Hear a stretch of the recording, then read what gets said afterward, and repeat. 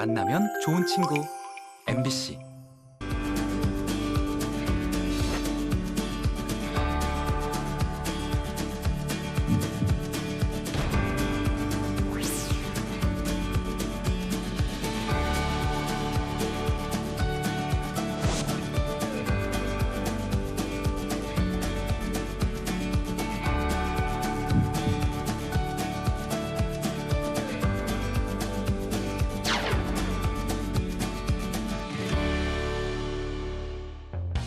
어떤 사람을 보고 첫눈에 반했을 때 심장이 먼저 반응을 한다고도 하죠. 하지만 실제로는 우리의 뇌가 사랑하는 사람을 알아보고 신경을 통해서 심장이 빨리 뛰도록 신호를 보내는 거라고 합니다. 네, 심장은 뇌와도 빠르게 소통하면서 우리의 감정을 잘 표현해 준다고 하는데 네. 근데 별다른 상황이 아닌데도 심장이 불규칙하게 뛴다면요. 그건 감정의 변화가 아니라 건강의 변화를 의심해 봐야 한다고 합니다. 네, TV 메디컬 약손 오늘 이 시간 무질산 심장의 떨림 심방세동에 대해서 알아보도록 하겠습니다. 계명대학교 동산병원 심장내과의 황종민 교수님과 함께하겠습니다. 안녕하십니까? 안녕하십니까?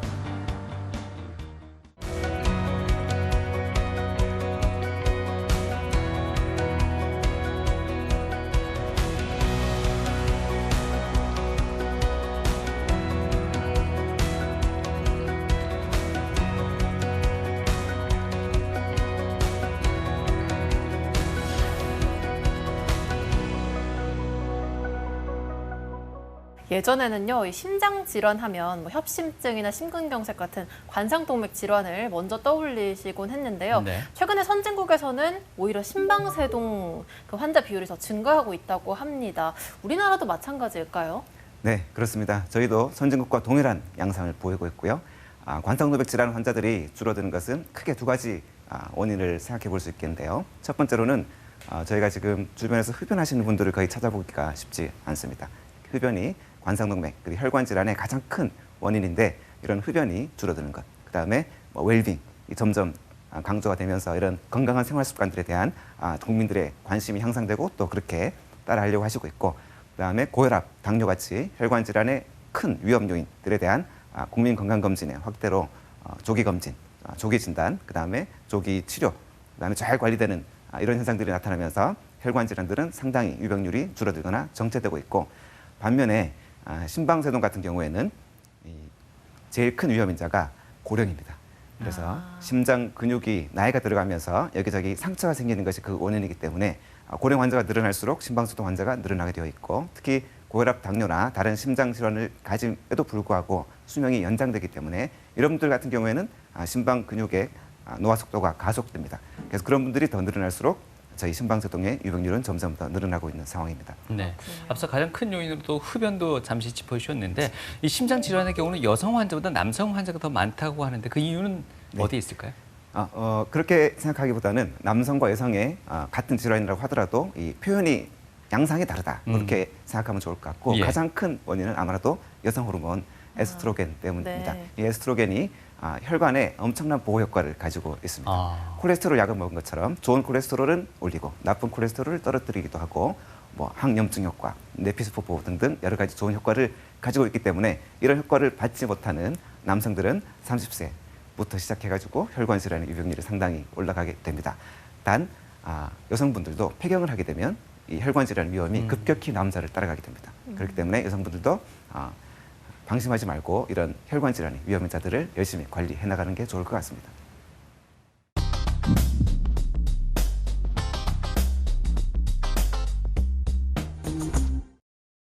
네, 가슴 위에 손을 올려보면 심장이 두근두근 뛰는 게 느껴지는데요. 우리가 살아있음을 느끼게 해주는 기관이 아닐까 싶습니다. 네. 이 심장이 우리 몸속에서 어떤 역할을 하고 있는지부터 알아보겠습니다.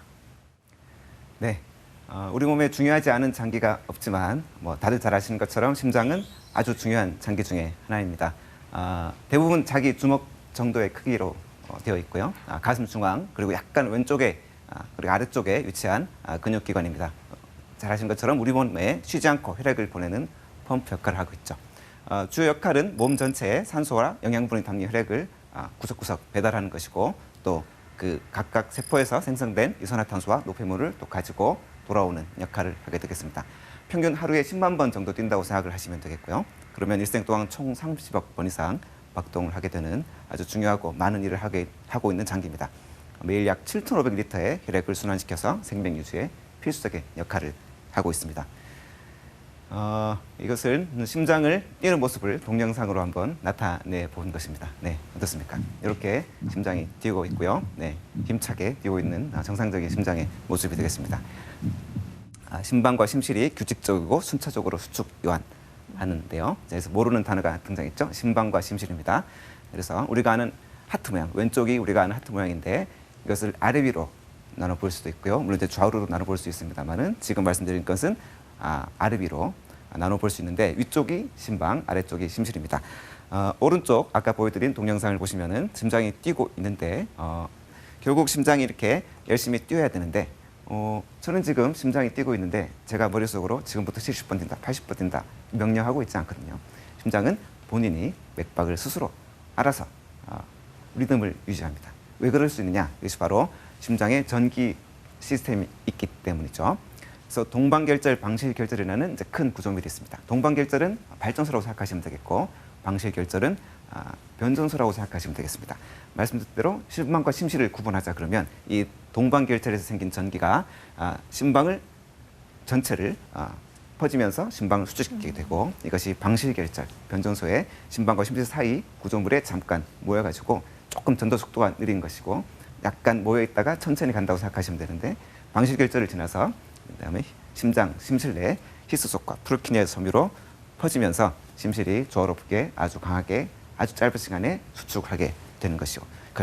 그래서 심장은 외부 신경 자극 없이도 스스로 조당 60회에서 100회의 전기 신호를 우리 몸의 필요에 따라서 만들어내기 때문에 심장 박동을 유지하고 그래서 정상 맥박수는 60에서 100회가 되겠습니다. 네. 낯선 개념이긴 하지만 이 전기 신호에 의해서 혈액을 이제 공급해 준다는 게 심장의 역할이라는 건데 그러니까 생명 유지에 있어서는 사실 가장 중요한 기관이라고 해도 과언이 아닐 것 물론이죠. 같습니다.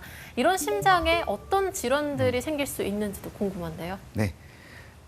그래서 이제 심장에 대해서 좀 설명을 드렸고 그러면 심장에 병이 있을 때는 어떻게 접근하는 것이 좋은가? 그래서 제가 한번 생각해봤습니다만은 실제로 사실은 저희가 이렇게 나누어서 진료를 하고 있습니다. 처음에 논의가 되었던 관상동맥 질환, 협심증은 사람들이 아주 많이 아는 질환이기도 하고 사실 제일 흔한 질환이기도 합니다. 혈관이 좁아지면 협심증, 막히면 심근경색. 그래서 이 심장을 먹여 살리는 혈관들이 그렇게 되는 것을 우리가 관상동맥, 심장을 먹여 살리는 혈관이 왕관처럼 생겼다고 해서 왕관상동맥, 그래서 관상동맥인데 그것들이 문제가 되는 경우를 심근경색 협심증인데 혈관이니까 수도관의 비유를 해보자고 하면 제가 말씀드린 이 전기 전도 시스템은 전기니까요. 전기에 문제가 생기는 질환을 우리 부정맥이라고 할 수가 있습니다. 그럼 이 두 군데, 그래서 물도 잘 흘러야 되고 전기도 잘 흘러야 된다라고 하면 우리가 집에다 건축물에다 비유를 해볼 수가 있는데 그러면 이제 집이 튼튼한 경우와 낡은 경우가 있겠죠. 그래서 이런 말씀드렸던 심방의 심방 심실의 구조물들이 낡거나 심실이 판막이 낡아버리는 그런 구조적인 문제가 있을 수 있겠습니다. 그래서 이런 것들은 집 자체의 문제. 그래서 물도 잘 들어와야 되고 전기도 잘 흘러야 되고 집 자체도 튼튼해야 되는 이렇게 나눠서 진료를 보시면 좋을 것 같고 저희도 실제로 이렇게 진료를 하고 있습니다. 네. 갑자기 심장이 너무 빨리 뛴다거나 불규칙하게 뛰면 이 경우에는 갑자기 심장마비로도 이어질 수 있다고요. 네. 그래서 오늘 말씀드리고 싶은 부분 중에 하나이긴데 이 말씀드렸던 전기 이 문제로 인한 것을 부정맥이라고 합니다. 부정맥이라고 하면 대부분 이제 돌연사에 항상 같이 따라서 나오는 연관 검색어가 되겠습니다. 왜 그런 거 하니 부정맥으로 인한 가장 심한 부정맥 상태가 오른쪽에 보시는 심실세동입니다. 왼쪽은 정상적인 심장 박동 모습이고요. 말씀드린 대로 심실이 가장 중요한 메인 펌프가 되겠는데 심실의 전기적인 현상이 이렇게 아주 혼란에 빠지면서 이건 사실은 심장 정지인 상태인 거죠. 이런 상태로 조금만 지속이 된다고 하면 뇌사 그리고 사망에 이를 수 있는 상태입니다. 그래서 부정맥의 가장 심한 형태가 심실세동이기 때문에 우리 부정맥 하면 돌연사 그리고 항상 두려워하지만 사실은 부정맥이라는 용어 자체는 다양한 심장 리듬의 이상을 총칭하는 용어일 뿐이고요. 따라서 부정맥이라는 얘기를 듣는다고 하더라도 너무 놀라실 필요는 없고 그래서 부정맥은 한자로 안일부, 가지런할 정, 이을맥 그래서 맥박이 가지런하지 않은 심장 박동이 고르지 못하고 불규칙한 상태를 총칭하는 단어다라고 얘기를 생각을 하시면 되겠고요. 이것이 바로 심장의 전기를 보여주는 그래프이죠. 심장의 전기를 보여주는 그래프도. 그래서 총 3개의 조그만 봉우리들이 세트인데 맨 처음 봉우리는 심방의 전기적인 흥분. 그래서 심방이 전기적으로 흥분하면 심방이 수축하게 되는 거죠. 그래서 심방의 흥분 웨이브를 보여주는 것이고 중간에 있는 크고 날카로운 웨이브는 심실의 전기적인 흥분을 보여주는 것이고 마지막에 조그만 봉우리는 심실이 전기적으로 회복하는 봉우리입니다. 심방에 전기적으로 회복하는 봉우리는 심실 흥분파에 가려서 안 보이고요. 그래서 이 심전도만 본다고 하더라도 심장의 전기적인 흐름이 잘 유지되고 있는지 우리가 알 수가 있습니다. 그래서 건강검진 할 때 심전도를 찍게 되는 이유가 여기에 있는 것입니다. 요새 스마트워치로 심전도를 잘 찍을 수가 있거든요. 그래서 저도 찍을 수 있습니다. 그래서 이게 제 심전도가 되겠고요. 하면 이렇게 판독이 나오거든요. 그래서 동리듬, 그래서 제가 정상이었습니다. 동리듬이라고 돼 있고 평균 76 bpm, 분당 얼마나 뛰는지 그걸 우리가 맥박수라고 하거든요. 그래서 76번 뛰고 있고 심방세동의 징후를 보이지 않습니다라고 판독이 나옵니다. 동리듬은 아까 보여드렸던 심장의 전기 시스템 중에 동방결절, 심장의 발전소인 동방결절에서 생긴 전기가 정상적으로 흐르고 있다는 얘기입니다. 왜 동인관이 사실은 이제 영어를 번역한 것인데 거기가 무슨 굴처럼 생겼나 봐요. 그래서 굴 옆에 있는 결절이다. 그래서 전기가 만들어진다. 그래서 그걸 그대로 적다 보니 굴 옆에 있는 결절, 그래서 동방결절이라는 이름이 붙어 있습니다. 근데 어쨌든 이것이 동리듬이라는 좀 생소한 단어로 저희에게 소개가 되고 있지만 동리듬이라고 뜬다. 그러면 정상 심장 전기 상태구나라고 생각하시면 되겠고요. 심실이 가장 중요한 펌프이고 이걸 뛰게 하기 위해서 심방에서 동방결절에서 생긴 전기가 심방을 먼저 흥분시킨 다음에 심방이 수축해서 심실에 피를 채워주고 이 심실이 전신과 폐로 혈액을 보내주는 그런 시스템이 되겠습니다. 네, 좀 더 중요한 역할을 맡고 있는 메인 펌프 심실이 제대로 역할을 하기 위해서는 보조 펌프인 심방의 역할도 상당히 중요할 것 같은데 심방이 제대로 역할을 못하면 그만큼 혈액순환도 어렵고 또 왕성한 활동도 어려워진다고 봐야 될까요? 네, 그렇습니다. 정확하게 말씀하셨습니다. 심실이 메인 펌프이기 때문에 심실에 문제가 생기는 중간에 보여드렸지만 심실세동 같은 경우에는 생명과 관계가 있게 되는 것이고요. 심실이 아닌 심방에 문제가 생기게 되면 그것은 생명과 상관은 없지만 정확하게 말씀하신 대로 심실에 도와주는 역할을 떨어뜨리는, 그래서 심장의 역할이 30% 정도 떨어지게 되는데 그렇기 때문에 이로 인해서 여러 가지 증상들이 생기는 것이죠. 특히 이것은 운동할 때 더 도드라지게 됩니다. 왜냐? 운동할 때 더욱 많은 혈류가 필요하기 때문에 심방에 더 많이 도와줘야 심실이 더 많은 일을 하게 되는데 심방의 역할을 상실하게 되는 심방세동의 경우에는 운동할 때 조금 더 호흡곤란이 심해지는 게 특징입니다. 네. 정상적인 그 심장의 전기 리듬에 대해서 설명을 해주셨는데 네. 건강검진을 해보면 빈맥이라든지 서맥이라는 그렇죠. 말이 등장을 하곤 합니다. 뭐 심장이 너무 빨리 뛴다거나 천천히 천천히 뛰는 게 둘 다 뭔가 심장의 이상 신호를 볼 수 있을 것 같은데 원인이라든지 그런 심각성에 있어서는 좀 차이가 있을 것 같거든요. 어떻습니까? 네.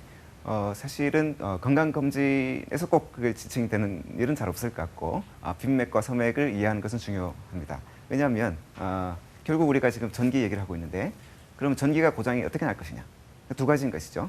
전기가 쓸데없이 많이 나오거나 네. 안 나오거나.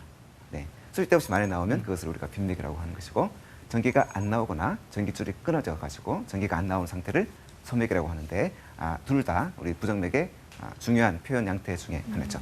오늘 말씀드린 심방세동의 거의 사실 3분의 1에 가까운 환자들도 두 개를 같이 가지고 있는 경우가 많습니다. 그래서 빈맥과 서맥에 대한 치료와 접근을 달리 해야 되는 경우가 많기 때문에 조금 더 복잡한 치료를 하게 되는데 환자분들이 좀 실망을 하게 되겠습니다만은 저희가 말씀드린 대로 치료를 하는 것이 환자분의 안전을 위해서 좋을 것 같고 서맥 같은 경우에는 맥박이 뛰지 않으니까 조금 더 응급에 가깝고 빈맥 같은 경우에는 심실세동만 아니라면 저희가 조금 여유를 가지고 있습니다. 그래서 둘 다 우리가 잘 알고 접근해야 되는 표현 양태 중에 하나입니다. 네.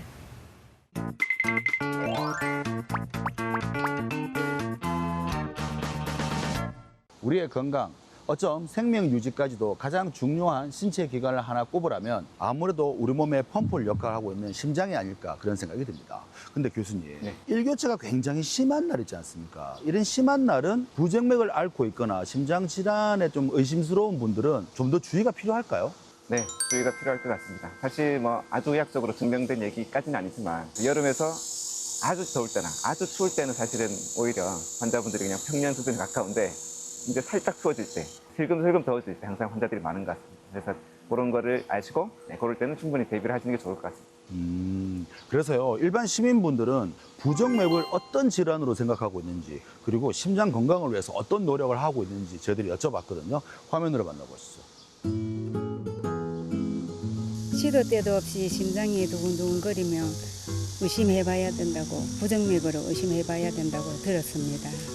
심한 어지럼증이나 실신 증상이 있어도 부정맥 검사를 받아야 하는 걸로 알고 있어요. 심장이 너무 느리게 뛰거나 빠르게 뛰면 부정맥이 올 수 있다고 들었어요. 부정맥을 가만 놔두면 죽을 수도 있다고 들었습니다. 스트레스를 덜 받으려고 하고 카페인 들어있는 음료수를 덜 마시려고 노력하고 있어요. 기온차가 많이 나는 환절기에 심장에 무리가 가지 않게 조심하고 있습니다. 정기 검진을 하면서 심장 검사도 하고 있습니다. 매일 걷기 운동을 하고 있어요. 교수님, 평소에 숨을 잘 참기 어렵다면 부정맥을 의심해 봐야 된다는 게 맞나요? 사실은 아닌 것 같습니다. 네.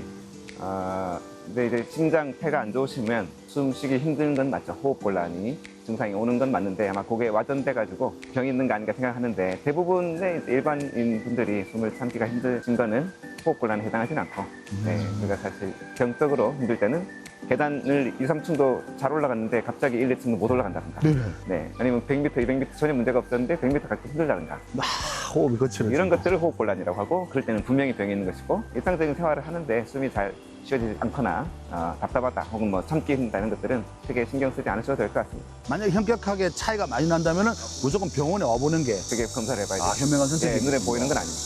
그렇군요. 이번에는요, 심장 질환에 관한 오해와 진실 그리고 궁금증까지 한 번에 알아보도록 하겠습니다.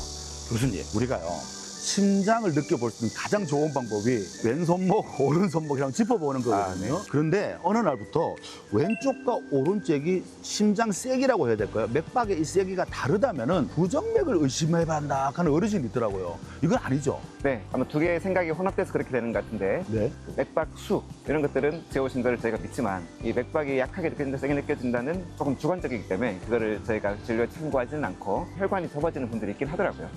팔로 간 혈관이. 그렇지만 그게 임상적으로 문제가 되는 경우는 없고 근데 그런 경우에 오른쪽 왼쪽에 혈압이 좀 차이가 있는 분이 있는데 그것은 응급은 잘 되지는 않고 그다음에 맥박을 재다 보면 이게 규칙성을 느끼게 되니까 맥박의 규칙성이 깨지는 거를 우리가 부정맥이라고 하죠. 그렇군요. 교수님, 저는 심장하면 제일 먼저 떠오르는 스포츠가 마라톤입니다. 42.195를 그거 어떻게 해? 또 게다가 수영도 있습니다. 숨 참고 저걸 어떻게 해? 게다가 최근에는요, 많은 사람들이 관심이 있는 축구도 보니까 굉장히 오랫동안 뛰더라고요. 의학적으로 보니까 그런 선수들의 심장을 스포츠 심장 뭐 이렇게 표현을 하더라고요. 그런데 일반인이 자신도 좀 심장을 좀 강화하고 싶은 욕심이 있지 않겠습니까?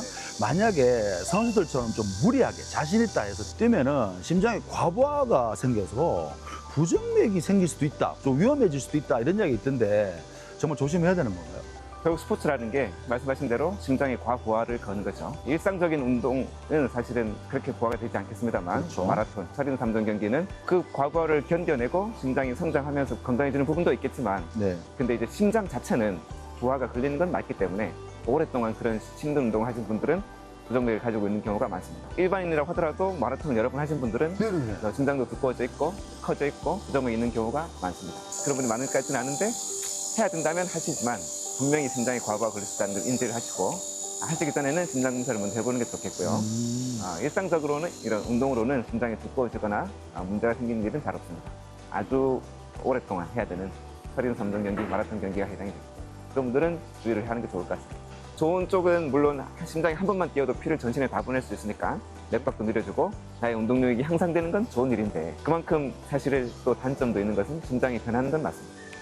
두꺼워져야 되고 커져야 되고 하기 때문에 이미 그게 와 있는 스포츠 심장이기 때문에 그건 좋은 단어는 아니고요. 교수님, 그런데 역사책에 보면은 조선의 왕들 중에서 심장이 좀 안 좋은 왕들은 홍삼을 먹어서 나았다 뭐 이런 기록이 있더라고요.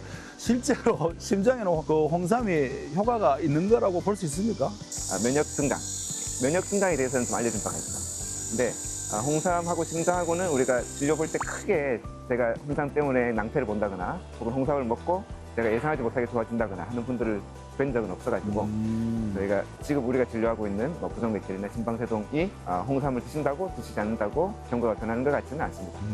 그렇군요. 이렇게 뭘 먹을 때는 의사 선생님하고 상의를 꼭 해야 된다. 이건 명심해야겠군요. 일반적인 분들 말고 병이 있으신 분은 그렇게 해야 되고 네. 병이 없고 그냥 잘 지내시는 분들은 편하게 잘 먹어도 되지 않을까. 면역을 위해서. 네. 심장 건강에 대한 시민들의 궁금증 만나봤습니다. 자, 심장의 불규칙한 떨림이라고 하는 심방세동, 과연 어떤 증상을 가지고 있고 또 어떤 위험성을 가지고 있는지 좀 더 구체적으로 들어보겠습니다. 네. 심방세동은 제가 오늘 말씀드릴 중요한 또 주제 중에 하나입니다. 왜냐하면 심방세동은 치료가 필요한 부정맥 중에 가장 흔한 부정맥이기 때문입니다. 그래서 왼쪽은 정상적으로 뛰는 심장을 보여드리고 있고 오른쪽이 바로 심방세동의 동영상이 되겠습니다.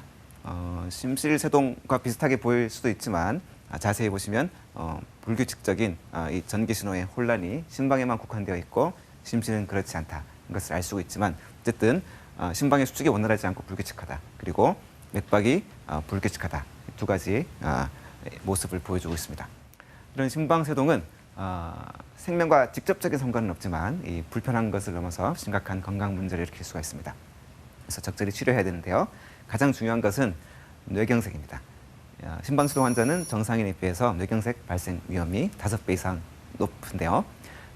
그 이유는 무엇이냐? 결국 심방의 전기가 혼란에 빠지면서 심방이 제대로 수축을 하지 않게 되는 것이죠. 이름은 세동, 가늘게 뛴다라고 붙어 있지만 사실은 심방이 안 뛰고 있는 상태에 가깝습니다. 그러면 안 뛰면 혈액이 유속이 떨어지는 거죠. 혈액의 유속이 떨어지면 어떻게 되느냐? 굳게 됩니다. 네. 그래서 그것이 어디로든 갈 수 있는데 가장 치명적인 결과를 일으킬 수 있는 것이 머리로 날아가는 것이죠. 심방에서 심방세동으로 해서 생긴 혈전이 혈류를 타고 머리로 가서 머리의 혈관의 일부를 막게 되면 뇌경색이 발생할 수 있습니다. 그래서 심방세동 환자에서 뇌경색은 항상 신경을 써야 되고 정상인에 비해서 5배 이상 증가할 수 있다. 그 다음에 굳이 뇌경색이 아닌다고 하더라도 여러 가지 문제를 일으킬 수가 있죠. 보여드렸던 대로 불규칙하게 빨리 뛰니까 지속적으로 심방세동 상태가 있게 되면 심장에 힘이 빠지는 심부전을 초래할 수가 있고 이런 호흡곤란, 어지러움, 피로감 같은 증상들은 라이프 퀄리티를 심각하게 떨어뜨리겠습니다. 그 다음에 심방세동 환자는 이런 이유 때문에 그렇지 않은 환자들에 비해서 응급실 방문과 병원 입원 빈도가 높은 것이 잘 알려져 있기 때문에 조기에 발견하고 적절한 치료를 하는 것이 합병증을 예방할 수 있는 길이라고 생각합니다. 왼쪽이 정상 심전도가 되겠고요. 오른쪽이 심방세동 심전도입니다. 왼쪽 아래에 조금 확대해 놓은 심전도를 보시면 3개의 봉우리, 여기는 좀 2개밖에 잘 보이진 않지만 총 3개의 봉우리가 정상적으로 잘 보이고 오른쪽 아래의 심전도를 보시면 날카로운 큰 심실의 수축은 잘 보이지만 심실의 수축 간의 간격이 일정하지 않고 심방의 수축을 보이는 파형이 불규칙하고 뭔가 전혀 질서가 없는 모습을 보입니다. 그래서 심방세동의 환자의 심전도는 이런 모습을 보이고 있다. 그리고 결국은 이렇게 심방의 무질서한 수축 혹은 사실 거의 안 뛰고 있는 상태 그리고 이것이 심실에 불규칙하고 빠른 맥박을 전달시켜주기 때문에 왼쪽과 달리 오른쪽에서는 처럼 심장에 짜는 힘이 빠질 수 있다는 것이 또 심방세동의 큰 문제 중에 하나가 되겠습니다. 이 심방세동을 이렇게 방치할 경우에는 그 판막에도 이상을 줄 수 있다는 이야기가 있습니다. 어떤 그렇습니다. 이유에서일까요? 말씀드렸던 대로 심방세동이라고 하는 것은 심방이 거의 뛰지 않는 상태입니다. 판막은 말씀드렸던 대로 심방과 심실 혹은 심실과 대동맥, 폐동맥을 연결하는 부분이죠. 심방과 심실이 결국은 판막으로 연결이 되어 있기 때문에 심방이 뛰지 못하고 수축력이 떨어지면 점점 심방이 커지게 되고 심실이 커지든 심방이 커지든 한쪽이 커지면 판막은 늘어나게 돼 있는데 심방이 커지게 되니까 점점 판막이 늘어납니다. 그래서 판막이 늘어나는 것도 사실은 이제 무증상 지속성 심방세동 환자에서 장기적으로는 크게 문제가 되는 부분 중에 하나가 되겠습니다. 네, 이토록 위험성이 큰 심방세동의 그 치료법에 대해서 이제 본격적으로 알아보겠는데요. 가장 먼저 뭐 약물 치료부터 먼저 시작되지 않을까 싶은데 약물 치료를 선택하면서 고려돼야 될 사항들이 있을까요? 네, 심방세동 치료는 크게 2가지로 우리가 접근해보고 있습니다. 첫 번째는 말씀드렸던 대로 뇌경색 예방이고요. 2번째로는 정상 맥박으로의 회복이 되겠습니다. 뇌경색이 가장 중요하다고 말씀을 드렸습니다. 그래서 뇌경색을 예방하려면 어떻게 해야 되느냐? 사실 다른 방법은 없고 피를 묽게 하는 약으로 잘 알려진 약들이죠. 항응고제를 복용해야 됩니다. 혈액이 응고하는 단계는 아주 복잡하고 미묘한 단계를 거치게 되는데 항응고제는 그중에 주요 단계를 차단함으로써 심방의 유속이 떨어진다고 하더라도 혈액 응고가 일어나지 않게 하는 약제입니다. 대표적으로 알려진 약제는 아스피린인데 아스피린을 심방세동의 뇌경색 예방에 쓰시면 안 됩니다. 그 말고 다른 약제가 있으므로 아스피린을 심방세동 환자에서 뇌경색 예방을 위해서 사용하거나 복용하시면 안 되고 저희한테 각각의 환자들의 위험에 따라서 저희가 처방하는 약제를 복용하시는 게 좋을 것 같습니다. 뇌졸중을 예방하기 위해서 약물 치료가 필요하다는 얘기도 해주셨는데 네. 그럼 정상적으로 심장박동을 어쨌든 되돌려야 하잖아요. 그러기 위해서는 어떤 치료법이 적용이 될까요? 네, 그래서 첫 번째가 뇌경색 예방이고 두 번째가 정상적인 맥박으로의 회복이 되겠습니다. 정상적인 맥박으로 유지를 함에 있어가지고 두 가지를 생각해 봐야 되는데요. 바로 심방세동이 한 번씩 생기느냐 계속 심방세동이냐로 분류를 해볼 수가 있습니다. 발작성 심방세동은 의학적으로는 7일 이내에 심방세동 상태가 자연적으로 종료되는 상태를 말하는 것이고요. 그게 1시간을 가든 2시간을 가든 어쨌든 일주일 안에 본인 맥박으로 돌아온다면 발작성 심방세동이라고 저희가 얘기를 하고 있습니다. 대부분은 유발인자가 명확할 때 생깁니다. 그래서 술을 많이 드신 경우, 그다음에 잠을 못 주무신 경우, 신체적 정신적인 과로로 인해 가지고 뭐 몇 년에 한 번 정도 아주 극심한 피로 상태에서 생긴 분들도 종종 있는데 그런 분 같은 경우에는 유발인자를 회피했을 때 심방세동이 발생하지 않는다면 유발인자 회피만 하면서 경과를 관찰해도 됩니다. 그런데 결국은 이런 유발인자 회피가 100% 되는 것이 안 되고 그리고 저희도 점점 나이가 들게 되고 그래서 결국 병이 좀 더 진행되면 유발인자 없이도 심방세동이 왔다 갔다 하는 상태가 되는데요. 그러면 이제 정상 맥박을 유지하기 위한 치료가 따로 필요하게 되겠습니다.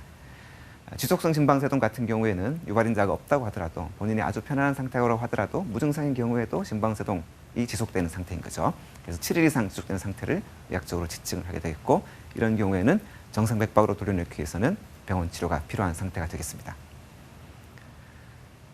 그러면 심방세동 치료에 있어가지고 첫 번째 가져야 될 목표는 마음가짐은 완치되는 병이 아니라 조절되는 질환이라는 것입니다. 그래서 한 번의 치료, 한 번의 약물 치료, 한 번의 시술로 정상 맥박을 돌려드리면 너무 좋겠고 그것이 저희의 목표지만 아직까지는 한계가 좀 있고요. 조절되는 병이다. 우리가 고혈압, 당뇨 같은 병들을 약 한 번 먹었다고 끝이라고 생각을 안 하시잖아요. 심방세동도 똑같이 생각을 하시면 좋을 것 같다. 그래서 첫 번째는 뇌경색 예방을 위한 항응고제를 복용하셔야 되는데 모두 다 항응고제를 복용하는 것은 아닙니다. 그래서 고위험군인지 저위험군인지 왜냐? 항응고제를 복용하면 결국은 혈액 응고가 잘 안 되기 때문에 나에게 손해가 있을 수 있죠. 다친 때 혹은 다칠 때라든가 뭐 시술 같은 걸 할 때는 피가 잘 멎어야 되는데 그럴 때는 피가 잘 멎지 않는 단점이 있는 것이죠. 그렇기 때문에 그런 손해 그리고 약을 먹었을 때 올 수 있는 뇌경색 예방의 이득을 따져가지고 저희가 약물을 복용을 하게 되는데 75세 이상이거나 뇌경색을 이미 경험한 분 같은 경우에는 항응고제를 꼭 복용하셔야 되고요. 그게 아니더라도 아래 말씀드리는 5가지 고혈압, 당뇨, 신부전, 65세 이상 그다음에 여러 가지 동맥들의 심각한 협착이 있는 경우에 이 중에 2가지가 해당이 된다면 항응고제를 복용을 해야 됩니다. 그 다음으로는 맥박수를 안정적으로 유지하고 한 발 더 나아가서 정상 맥박을 유지하기 위한 약물 치료를 고려해야 되겠고요. 만약에 약물 치료로 증상이 조절되고 심방세동이 생기지 않는다면 약물 치료를 지속하는 분도 있고 이런 분들도 아주 좋은 효과를 보이고 있습니다.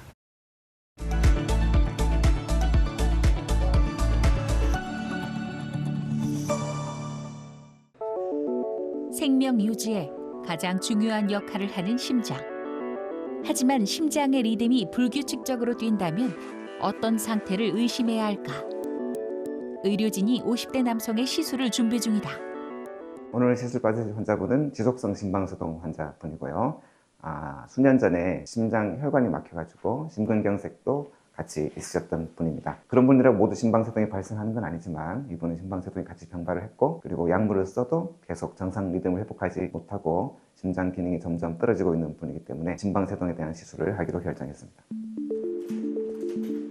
심방세동이 있으면 혈액의 흐름에도 문제가 생겨 혈전 발생의 위험도 커질 수 있는데 이때 2차 합병증이 발생하지 않도록 조기에 적절한 치료를 받아야 한다.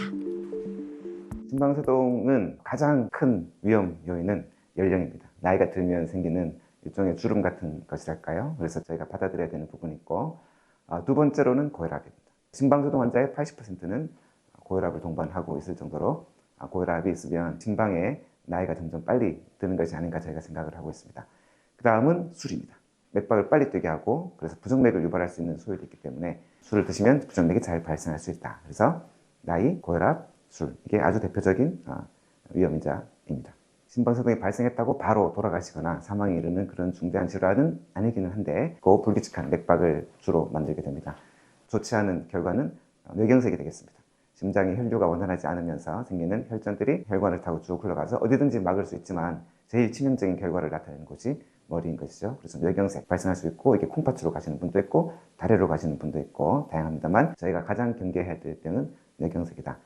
그 다음에는 심장이 남자보다 점점 더 빨리 나이가 든다라고 생각하시면 되겠습니다. 장기적으로는 심장에 힘이 빠지면서 호흡도 변하지 않고 뭔가 이전의 그런 컨디션이 아니다 같은 심각한 삶의 질서를 겪게 되는 경우가 많습니다.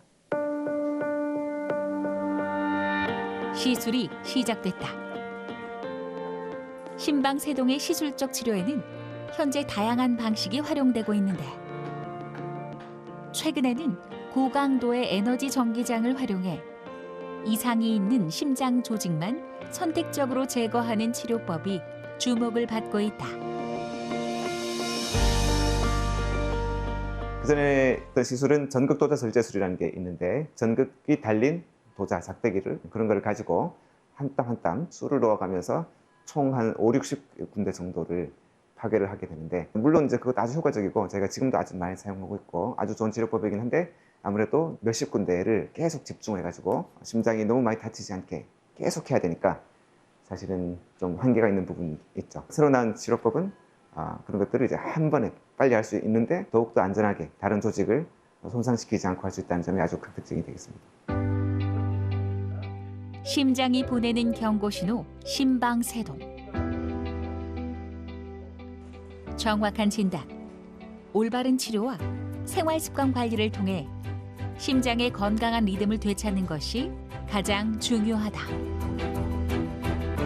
제일 큰 위험자가 연령이거든요. 나이가 들면서 생기는 심방의 주름 같은 거기 때문에 나이를 거꾸로 먹으면 제일 좋겠지만 그거는 불가능하므로 나이를 천천히 먹을 수 있는 방법들, 술을 많이 줄이시고 담배도 하지 않으시고 일찍 주무시고, 스트레스가 있다고 하더라도 가능한 스트레스를 받지 않으려고 노력하시고, 고혈압이 있다면 열심히 조절하시고, 그런 것들이 심방세동을 조절할 수 있는 생활 습식이 되겠습니다.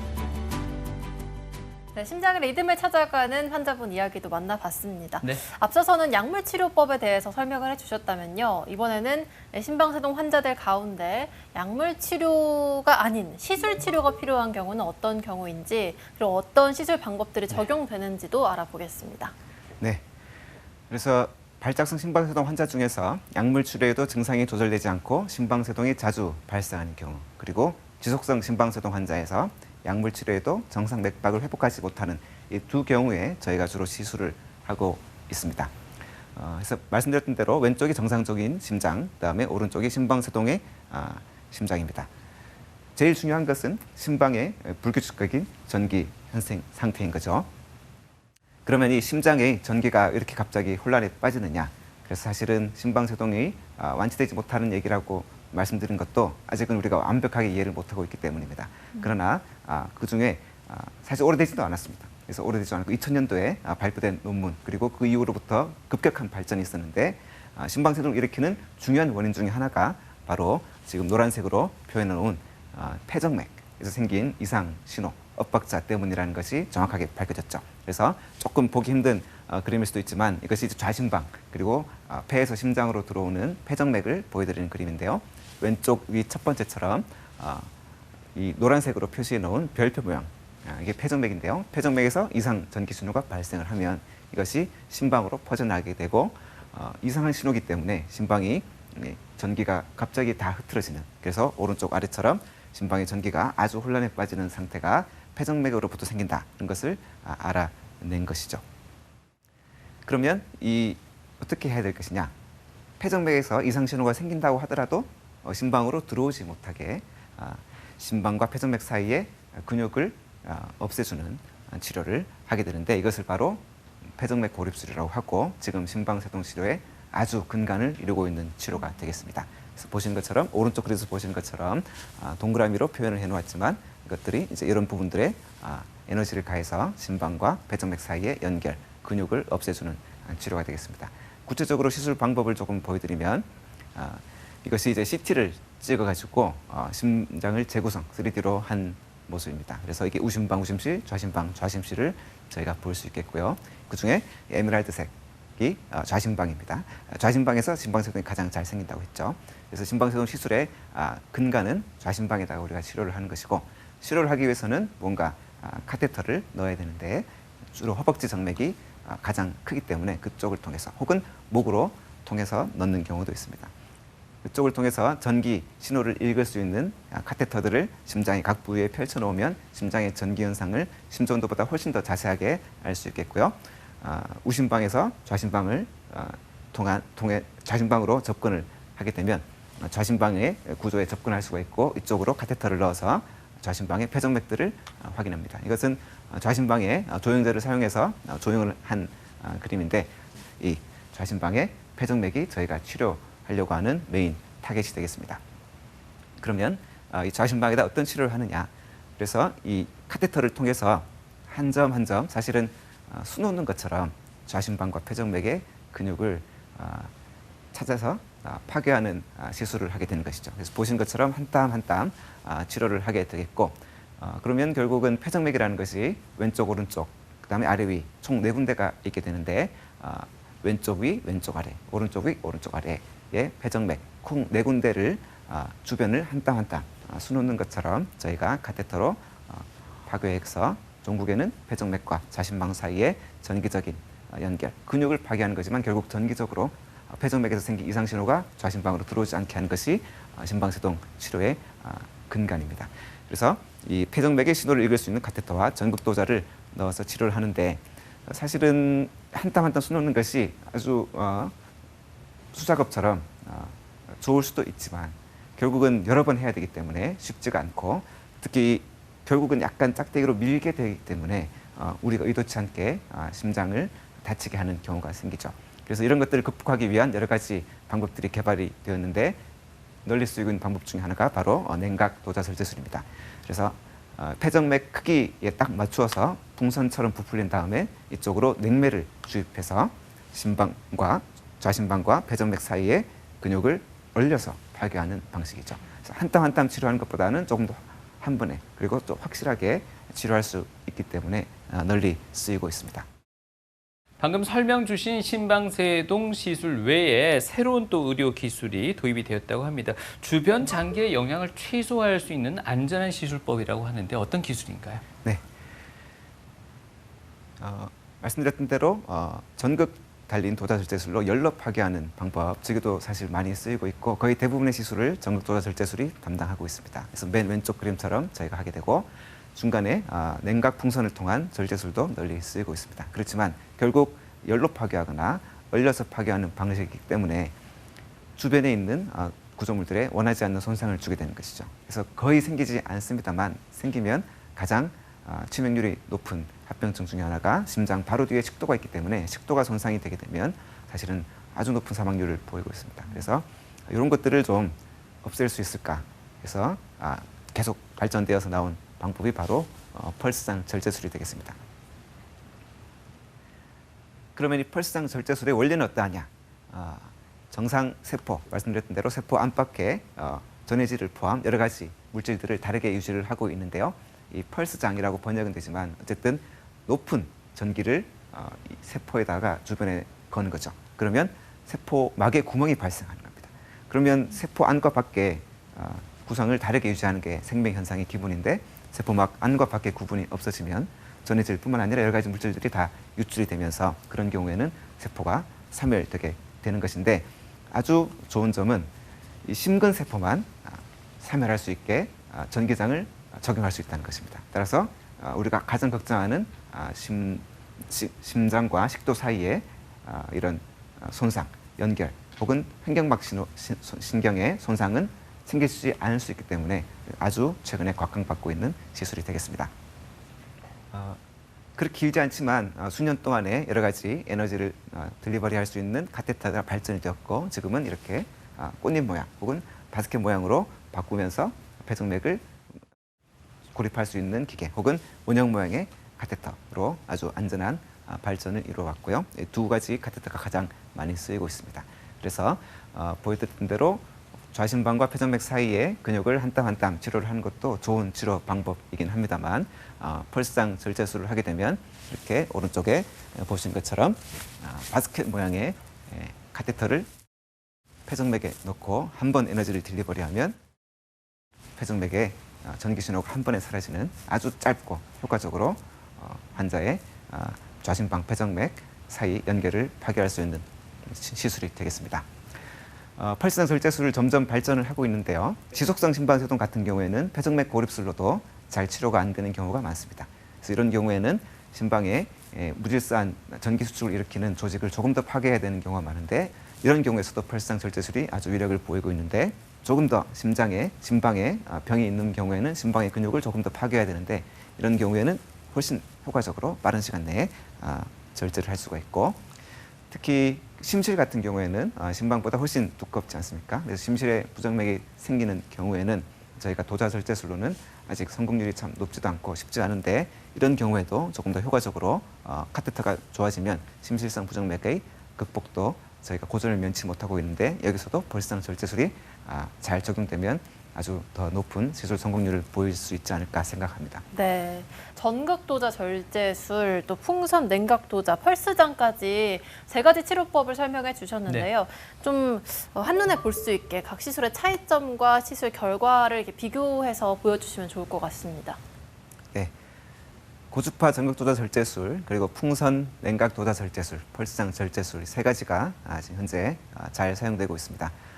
폐정맥을 고립술하는 효과는 뭐 셋 다 우열을 가리기 힘들 정도로 아주 우수합니다만 말씀드렸던 대로 한 땀 한 땀 하는 방식 그리고 한 번에 날리는 방식이기 때문에 전극도자 절제술 같은 경우에는 아무래도 시술 시간이 긴 부분이 있고 안타깝지만 어떤 시술이든지 부작용이 없는 것은 없는 것 같습니다. 그래서 고주파 도자 절제술하고 풍선 절제술은 말씀드렸던 대로 우리가 원하지 않는 부분에 데미지를 줄 수 있다는 것이 가장 큰 합병증이 되겠고요. 펄스상 절제술 같은 경우에는 이 적혈구가 영향을 받는 경우가 있습니다. 그래서 적혈구가 깨지면서 이것이 콩팥 기능을 떨어뜨리는 일이 간혹 발생하고 그다음에 펄스상 절제술은 아직 신의료기술에 해당되기 때문에 환자분이 모두 부담을 해야 되는 상태입니다. 심방세동 절제술을 하게 되면 여러 가지 아주 좋은 효과를 보이는 경우가 많습니다. 그래서 약물 치료보다 훨씬 효과적인 증상 조절이 되기 때문에 심방세동의 부담. 그래서 아예 없어지면 좋겠지만 이런 나이가 든 심방을 완전히 교체할 수는 없기 때문에 심방세동 부담이라는 표현을 쓰는데요. 일부의 심방세동이 남아있다고 하더라도 그것이 전혀 일상생활에 문제가 되지 않을 정도가 되면 심방세동 부담이 적절하게 없어진다라고 우리가 표현을 하게 됩니다. 뇌졸중 발생 위험 역시 심방세동이 아닌 정상 리듬을 유지하게 되면 절반까지도 감소한다는 결과가 많이 보고되고 있고 불규칙하게 빨리 뛰지 않으니까 심부전도 당연히 발생과 악화를 예방하게 되고 심장이 커지지 않기 때문에 판막도 잘 보존할 수가 있습니다. 아직까지 완전하진 않지만 사망률 감소도 조금씩 보이고 있는 것이 확인이 되고 있고요. 이제 모든 것들 중에서 가장 중요한 것은 라이프 퀄리티의 호전이다. 그래서 완전한 치료는 드물지만 현저한 증상 개선 효과를 저희가 노려볼 수가 있습니다. 좀 드라마틱한 케이스이긴 하지만 연령이 꽤 되시는 분, 68세 여성 환자분이라고 하더라도 지속성 심방세동으로 내원을 하셔서 아주 이분은 증상이 심했기 때문에 약물 치료를 빨리 하고 또 시술로 금방 진행을 했는데요. 엑스레이입니다. 엑스레이에 왼쪽 엑스레이를 보시면 이 삼각형처럼 보이는 게 심장인데요. 심장이 사실 크면 좋지는 않습니다. 그래서 심장이 크다 이렇게 하면 좋지 않은데 오른쪽은 치료를 하고 나서 정상 리듬을 유지를 하고 1년째 심장의 크기가 완연하게 줄어든 것을 볼 수 있습니다. 물론 가장 좋은 A이긴 합니다만은 많은 환자들에서 심방세동이 없어지고 정상 리듬을 유지하면 이전과 똑같은 삶을 사시는 아주 힘들어서 외래를 내원하시는데 전혀 병원에 왜 와야 되냐라고 물어보시는 분도 많을 정도로 아주 효과를 많이 보고 있습니다. 네. 심장 질환이 있는 환자분들에게 파생될 수 있는 질환들의 위험성이 워낙 크다 보니 평소에 주의해야 될 것들이 상당히 많겠다는 생각이 듭니다. 그중에서도 심방세동 환자들 같은 경우에는 평소 어떤 점들을 참 주의해야 될까요?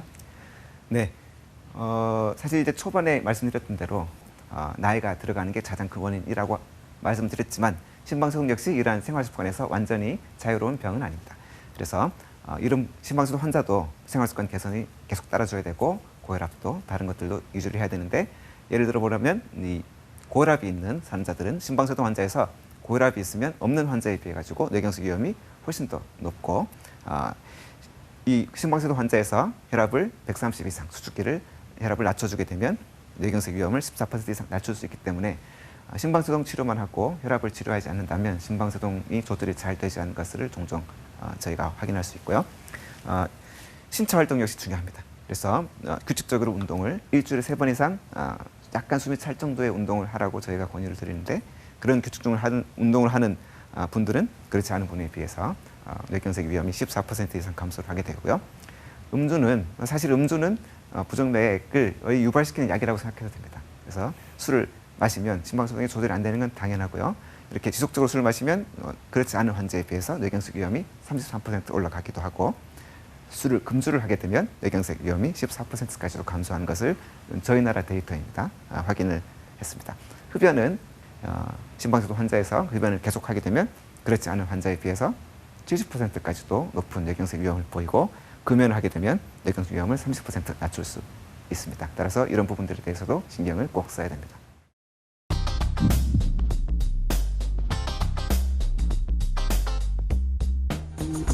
우리가 알고 있는 부정맥은 그 종류도 굉장히 다양하고 그래서 치료법도 조금씩 차이가 있다고 합니다. 그래서 이번에는요, 부정맥에 관한 시청자 사연을 모아봤습니다. 교수님, 70대 노모를 모시고 있는 아드님의 사연입니다. 어머니가요, 심장세동을 진단받으신 후에 지금까지 계속 약물을 잘 복용하고 계신다고 하나요? 그런데 최근 들어 약물의 부작용으로 어지럼증이 점점 심해지고 계시다고 합니다. 평소에 많이 불편을 겪고 있어서 아드님이 걱정이 지금 이만저만이 아닌데요. 주치의 선생님과 상의 후 약물 대신 시술적 치료를 좀 고려 중이라고 하네요. 그러다 보니까 이 아드님이요, 새로운 에너지를 이용한 심방세동 최신 기술이 나왔다는 소식을 들었던 모양입니다. 그래서 어머님도 최근 개발된 심장세동 치료를 받아도 괜찮은 건지 아니면은 그건 아직까지는 젊은 분들이 받아야 되는 건지 궁금해하고 있습니다. 선생님 좀 도와주십시오. 70대시면 충분히 기술 가능할 거라고 생각이 됩니다. 이 기술이 나오기 전에도 80세까지도 본인 컨디션이 좋으시면 기술을 저희가 많이 하고 있고요. 새로 나온 기술은 어쨌든 안전하다는 정도는 뭐냐고 하면 심장에 시술을 하는데 심장 주변의 다른 조직들을 다치지 않게 하는 게 목표입니다. 연세가 있으면 심장도 좀 얇아지고 하니까 우리가 항상 하던 대로 한다고 하더라도 원래 있던 기술보다 다른 조직을 좀 더 다치게 할 가능성이 있죠. 그래서 그런 경우에 이제 연세가 있으신 분들 같은 경우에 이 새로 나온 기술이 아주 좋은 옵션이 될 것 같고 그다음에 약물에 대한 어지러움 자체에 대한 평가도 좀 먼저 진행돼야 되고 만약에 시술을 필요하다고 생각되면 벌써 절제술은 좋은 치료 옵션이 될 것 같습니다. 그런데 약물 복용 중에 어지럼증이 없다가 생기는 경우도 있습니까? 심방세동은 맥박이 빨리 뛰는 병이기 때문에 이것을 천천히 뛰게 하는 약을 들이다 보면 맥박이 너무 느리게 뛰어가지고 어지러운 경우가 있고 이런 경우가 약보다는 기술을 먼저 권유를 하게 되는 상태이고 추후에는 영구형 심박동계 삽입도 고려를 해보는 게 좋을 것 같습니다.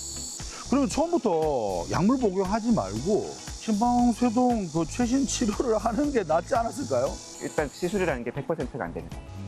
심방세동은 관리해 나가는 병이고 관리가 잘 될 수 있지 완치가 좀 어렵기 때문에 왜냐하면 나이가 들면서 생기는 병이기 때문에 완전히 치료되기는 어렵고 조절이 아주 잘 될 수도 있다.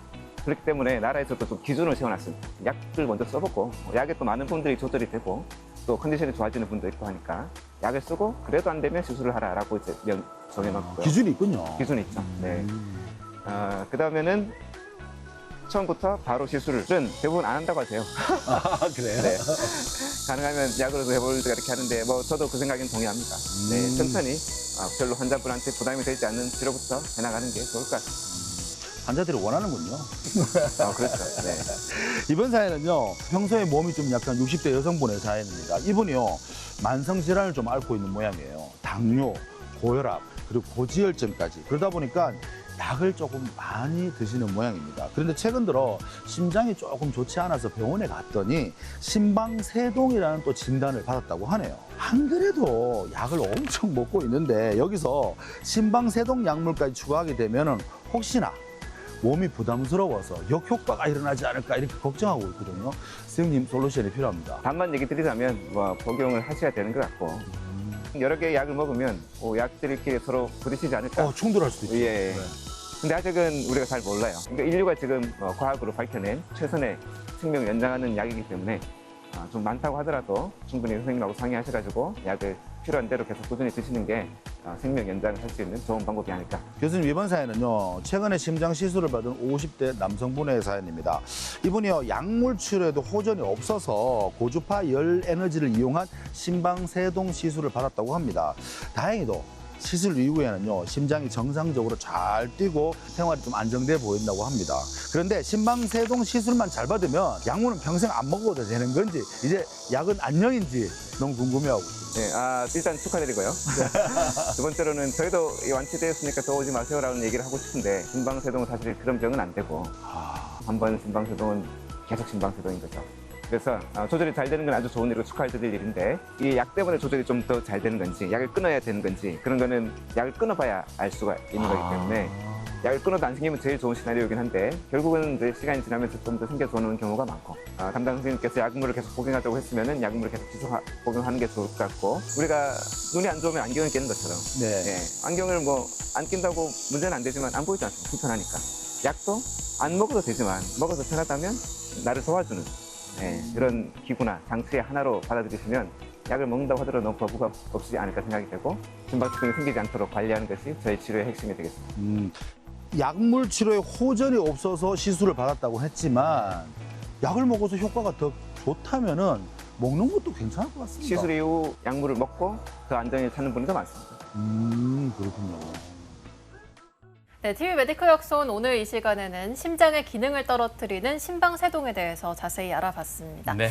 교수님 끝으로 시청자분들께 당부의 한마디 부탁드릴게요. 네, 두 가지를 말씀드리고 싶은데요. 용어에 대한 것입니다. 첫 번째는 부정맥인데요. 부정맥은 말씀드린 대로 맥박이 불규칙하게 뛴다는 것을 지칭하는 큰 용어이기 때문에 부정맥이 있다 혹은 부정맥으로 진단받으셨다고 하더라도 너무 두려워하실 필요가 없고 그다음에 심방세동은 심질세동과 달리 급사를 유발하는 질환이 아닙니다. 그래서 심방세동을 진단받았다 하더라도 급격히 상태가 안 좋아지는 일은 없기 때문에 부정맥 그리고 심방세동 진단받았을 경우에는 충분히 여유를 가지고 저희를 찾아주시면 저희가 열심히 앞으로의 치료와 예후를 보존시킬 수 있도록 열심히 노력하도록 하겠습니다. 네. 오늘 설명드린 심장질환, 노년의 발병률이 특히나 높다고 말씀드렸습니다. 오늘 방송 보신 분들은요. 오랜만에 부모님 품에 한번 안겨보시는 건 어떨까요? 부모님의 심장 소리도 들어보시고요. 사랑도 확인해 보시고 심장 건강 상태 한번 체크해 보시는 것도 좋을 것 같습니다. 네, 그리고 우리 모두의 건강한 리듬을 잘 지키기 위해서 심정지 응급처치법에도 많은 관심 가져주시면 좋겠습니다. 네, 오늘 도움 말씀 주신 분은요. 계명대학교 동산병원 심장내과의 황종민 교수님이셨습니다. 고맙습니다. 감사합니다.